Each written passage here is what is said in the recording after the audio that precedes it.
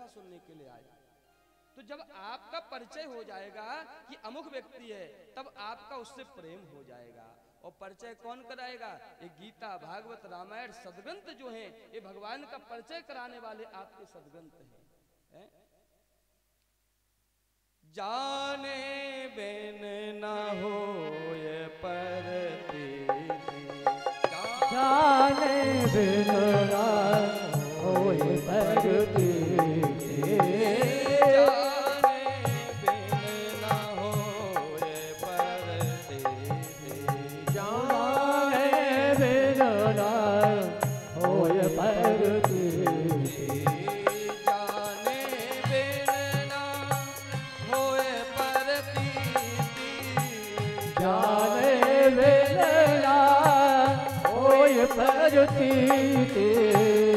बिन परतीत होए नहीं प्रीत, बिन परतीत होए नहीं प्रीत, बिन परतीत होए नहीं प्रीत।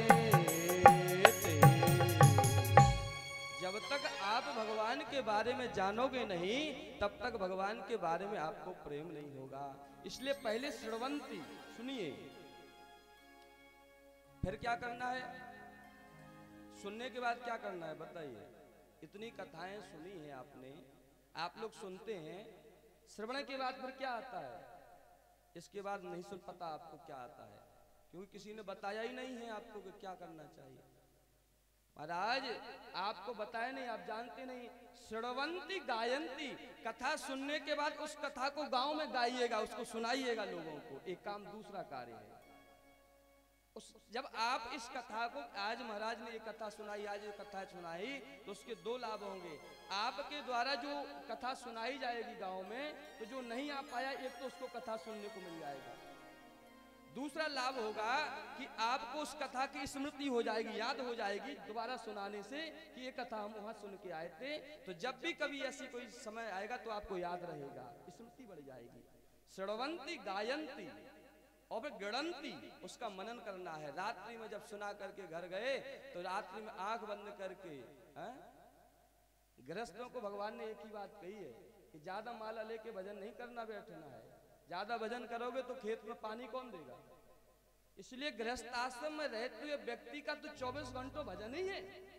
खेत में पानी देना, केवल आप यह संकल्प कर लें कि मेरा खेत नहीं है, राम जी का खेत है, राम जी का खेत में हम पानी दे रहे हैं, राम जी का लिए अन्न होगा, राम जी को भोग लगेगा और राम जी का प्रसाद हम पाएंगे, तो वो पानी देना खेती करना भजन है। वो पानी देना खेती करना भजन है। गणंती, रात्रि में महाराज आंख बंद करके उसका मनन करना, चिंतन करना। आज इस कथा में, भगवान की कथा में ये सुनाता, कितने करुणावत्सल भगवान हैं। उस महाराज पाप करने वाले अजामिल को जो सदगति प्रदान कर देते हैं, तो क्या हमको भगवान सदगति नहीं देंगे? गणिका को तारा, अजामिल को तारा, गीध को तारा, किस किस को भगवान ने नहीं तारा? रैदास को तारा प्रभु, भगवान ने रैदास को क्यों तारा? एक भक्त का भाव है, बहुत सुंदर भक्त का भाव है। रैदास को भगवान ने अपने स्वार्थ के लिए तारा था। स्वार्थ था भगवान का। बोले क्या? बोले भगवान जो चप्पल पहनते थे हैं, पादुका पहनते, और कभी कभी वो पादुका टूट जाए तो कौन से लेगा? इसलिए भगवान ने अपने स्वार्थ के लिए रैदास को अपने पास बुला लिया। बोले इधर आओ, इधर नौकरी करो, हमारे यहाँ रह जाओ। रैदास को तारा। कबीर को क्यों तारा? भगवान की पोशाक जब ढीली हो जाए ठीक ठाक, तो कौन सुधारेगा? बोले कबीरदास जी तुम सुधार देना। नामदेव जी को सिल्ले के लिए तार दिया, बोले इनका उद्धार यहाँ कर दिया। भगवान को बोले जब कोई भगवान से लड़ने के लिए, जैसे कोई भिगु ऋषि जैसे महात्मा आए तो लड़ने की जरूरत पड़ेगी, तो बस कोई छत्री का भगवान ने उद्धार किया, पीपा जी का उद्धार भगवान ने किया। भगवान का मन होता है कथा श्रवण करने का, क्योंकि राम से अधिक राम कर, राम जी से अधिक राम जी का नाम श्रेष्ठ है। इसलिए राम जी को कथा सुनने की इच्छा होती तो राम जी ने ब्राह्मण को उद्धार कर दिया, ब्राह्मण को अपने पास बुला लिया। भगवान का व्यापार होता है, भगवान व्यापार करते हैं। भगवान कहते हमें तो लेखा जोखा आता नहीं। तो भगवान ने नरसिंह मेहता को, वैश्य कुल से थे, बानिया कुल के थे, तो भगवान ने हिसाब किताब के लिए नरसिंह मेहता का उद्धार कर लिया। बोले हमारे यहाँ रह के हिसाब किताब बनाइए। कहते भगवान ने अपने भक्तों का उद्धार किया तो अपने स्वार्थ के लिए किया। तो नारद जी से संतों ने कहा कि 3 काम करना है तुमको, हम बता के जा रहे हैं। गुरु मंत्र तो ले लिया, लेकिन 3 कार्य करना। बोले सबसे पहले श्रवंती, भगवान की कथाओं को सुनो। है? और आपका तो इतना सौभाग्य महाराज, इतने भाग्यशाली आप लोग हो कि अभी महाराज कल ही कथा विश्राम हुई है और महाराज आज से फिर आपको कथा सुनने को मिल गई। 1 पैसा नहीं लगा, लेकिन भगवान कृपा कर रहे हैं। जो भगवान के कथा प्रेमी रसिक श्रद्धालु जन है, वो बताओ कथा ना मिले तो कैसा जीवन होगा, इसलिए वो निरंतर कथा में डूब रहे हैं। ये सारे मंगलमय आयोजन हो रहे हैं। नारद जी को है साधु महात्मा बना करके चले गए। देखो भगवान की इच्छा से सब कुछ होता है। नारद जी की जो मैया थी ना, वह एक दिन की बात है, वह मैया गैया दोहने के लिए गई, और जैसे ही गैया दोहने के लिए गई तो एक सर्प ने काट लिया। एकदा निर्गतांगे दोहंती निष्कामपति,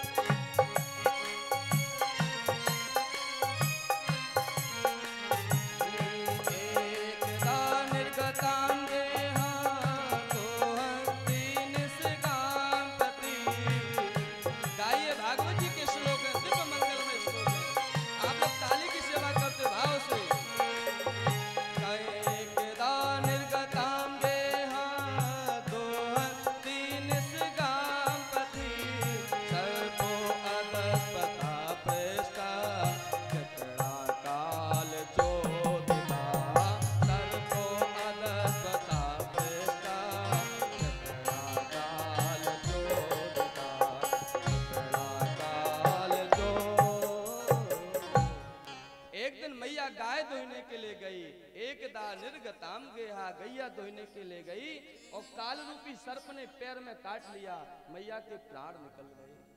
नारद जी कहते मैं इतना हंसा कि हंसते हंसते मेरा मन प्रसन्न हो गया। बोले क्यों? बोले अब बाबा जी बनने से कोई नहीं रोक सकता। मैया थी सो मर गई, अब कौन रोकेगा? अब तो मैं बाबा जी बन के मानूंगा। नारद जी ने कुछ छल में रोने लगे। अरे गांव वाले कहेंगे देख तो सही, आकी मैया मर गई, छोरा हंस रहे हो। तो नारद जी झूठ माट का ऊपर से कुछ आंसू बहाने लग गए और मैया का संस्कार किया। और नारद जी भगवान के भजन करने के लिए वन में चले गए। वहां जाकर के क्या किया? देखो एक बात है, भजन करते करते करते करते अगर भगवान का दर्शन नहीं हुआ तो आपने जो जिंदगी में भजन किया हुआ व्यर्थ हो गया क्या? भजन किया और करते करते आपका शरीर पूरा हो गया तो भजन बेकार हुआ क्या? जब भगवत प्राप्ति में जितना भजन शेष रह गया होगा तो आपका दूसरा जन्म होगा, फिर जन्म होगा, और आपका भजन जहां तक पहुंच गया वहीं से फिर प्रारंभ हो जाएगा और जाकर के फिर भगवान की प्राप्ति आपको हो जाएगी। 5 वर्ष का बालक ध्रुव को भगवान का दर्शन हुआ है, बताओ तो क्या 5 वर्ष में भगवान मिलते हैं? अरे 5 वर्ष में नहीं मिलते भैया। 5 वर्ष भजन के शेष रह गए थे ध्रुव जी के और शरीर पूरा हो गया था, तो अगला जन्म जो हुआ वो 5 वर्ष की आयु में भजन किया और भगवान की प्राप्ति कर ली। बोले कैसे? बोले इस प्रकार समझिएगा। त्यक्त्वा स्वधर्मं चरणं भुजो हरे, त्यक्त्वा स्वधर्मं चरणं भुजो हरे, भजन पकोथ पते ततो यदि यत्र कबत्रो धर्मोऽस्य किन्न भोवात आतो भजता स्वधर्मता,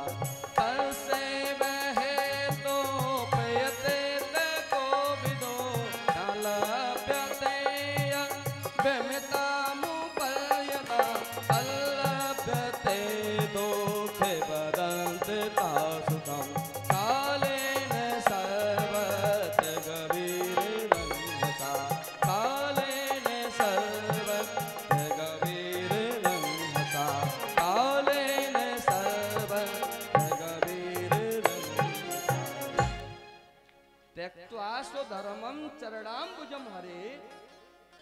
भजन पक्रोथ पते ततो यदि, जिस प्रकार किसी कपड़ा सिलने वाले व्यक्ति ने कपड़ा सिलना चालू किया और कपड़े को छांटते छांटते कटिंग करते करते सांझ हो गई, प्रातः काल सांझ हो गई, तो उसने उस कपड़े को समेट के रख दिया।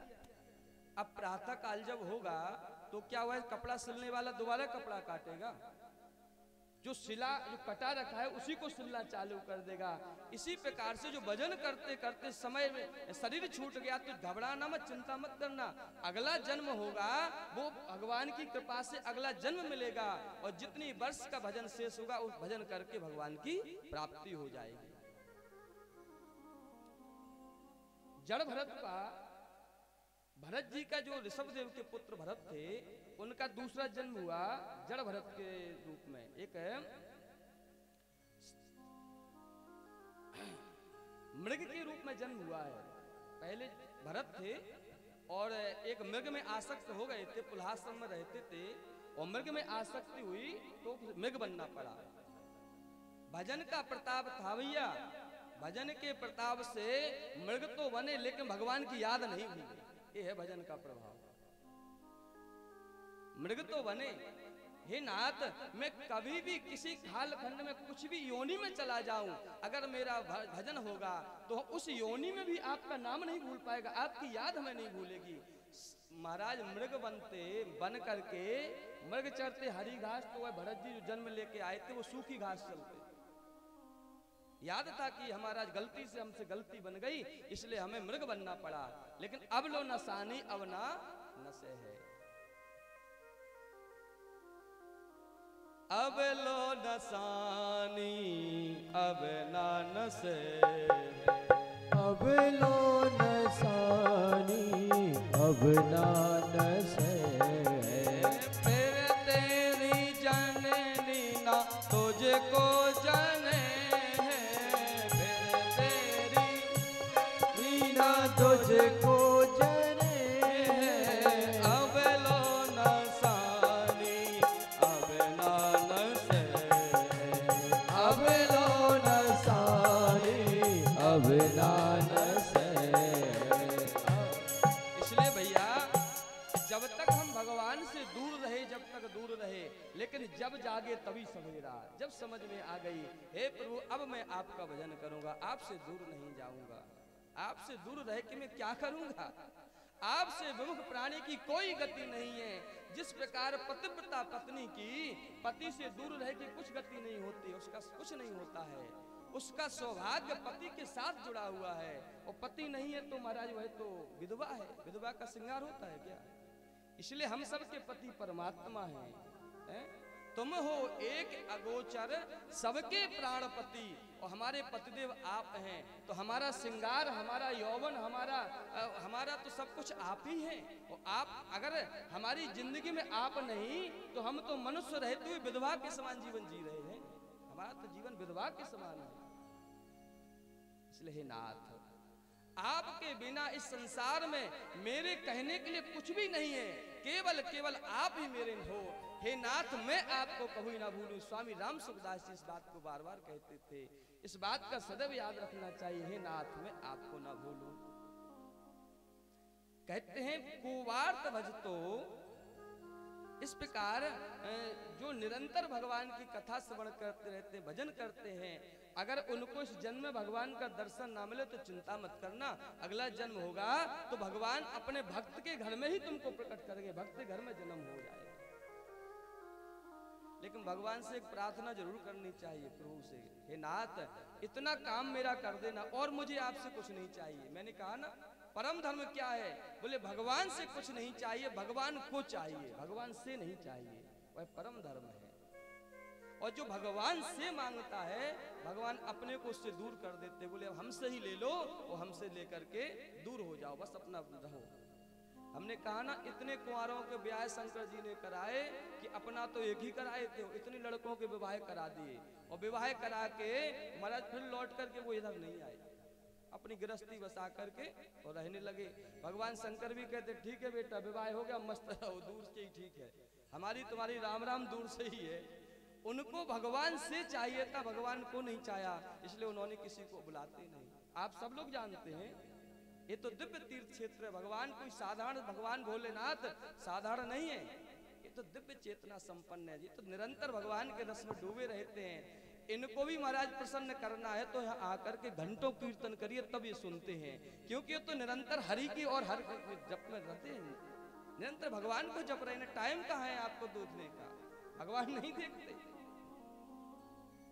बनैया जी एक बात बताइएगा, हर व्यक्ति कहता है भगवान से कि हमने तो भगवान को मान लिया, कहता है ना, ज्यादा कुछ कहो तो भले ही वो घर से कुट पिट के आया हो तो धोखे झूठ से बोलता, बोले हम तो भगवान को मान लिया।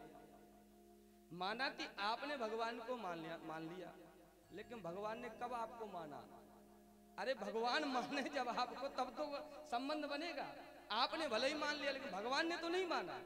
और भगवान कब मानेंगे?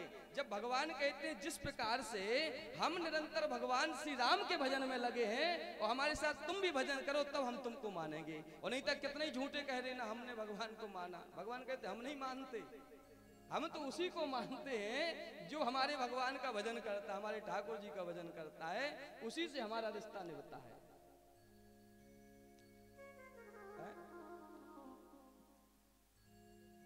रिश्ता उसी से निभता है भैया। इसीलिए मैं कहता हूं बार बार कि हाथ जोड़ करके देवालय में, मंदिरों में आप जाए तो भगवान से हाथ जोड़कर एक बार प्रार्थना जरूर करेगा, हे प्रभु हमारी आपसे एक ही विनती, हमें कुछ आपसे नहीं चाहिए, लेकिन कान खोल के हमारी एक बात सुन लेना आप, कान खोल करके। भक्त भगवान से कहता है, ये भक्त में सामर्थ्य कहने का, हम तुम में नहीं है। भक्त भगवान से कहता है कान खोल करके सुन लीजिए, और अगर ज्यादा कान में मैल डला हो तो थोड़ा गर्म करके तेल भी डाल लेना, कान साफ करके सुनिए। भगवान कहते हैं ऐसी कौन सी बात कहना चाह रहे हो जो इतना प्रेस कर रहे हो, इतना बार बार कह रहे हो? भक्त कहता है प्रभु अग्नि जरा बोले के ओ, अग्नि जरा बोले के जल में डूबाबो भावे, सूली पे चढ़ाबो